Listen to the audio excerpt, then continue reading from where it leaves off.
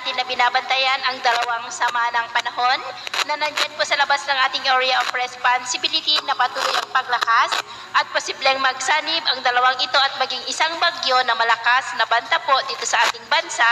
At ito nga ay pinapakita ng forecast model na itong ginagamit hanggang po sa susunod na 2 linggo. At sa lagay ng ating panahon ngayon, amihan pa rin ang dominanteng hangin na umiihip po sa malaking bahagi ng ating bansa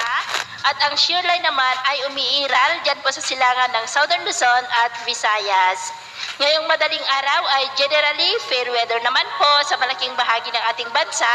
maliban lamang sa mga tsansa ng mga isolated rains dito po sa may Cagayan, Apayao, Calabarzon, Bicol Region, Mimaropa, Samar Provinces, northern part ng Leyte, Aklan, Capiz at maging po dyan sa may Bacolod. At mamaya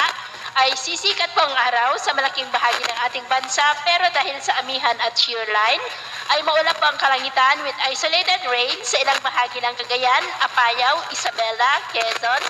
Bicol Region, ilang bahagi ng Mimaropa, Samar Provinces, Northern Leyte, Northern Cebu, Bacolod, Capiz at Aklan. At mamayang hapon, mas maraming lugar na dito sa ating bansa ang makakaranas ng maulap na kalangitan na may mga pulupulong pag-ulan.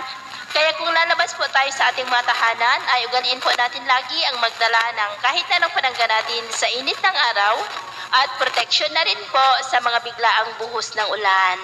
At sa atin naman pong mga baybayin, dahil po sa malakas na bugso ng hanging amihan, ay iwasan na po muna natin ang papalaot dito po sa buong seaboard ng Luzon, maging po sa may seaboard ng Eastern Visayas, dahil ang mga alon po dyan ay posibleng aabot hanggang po sa 2 to 4 meters height. Iwasan na po muna natin ang papalaot sa mga may kulay pula para po mas makaiwas sa mga sakit.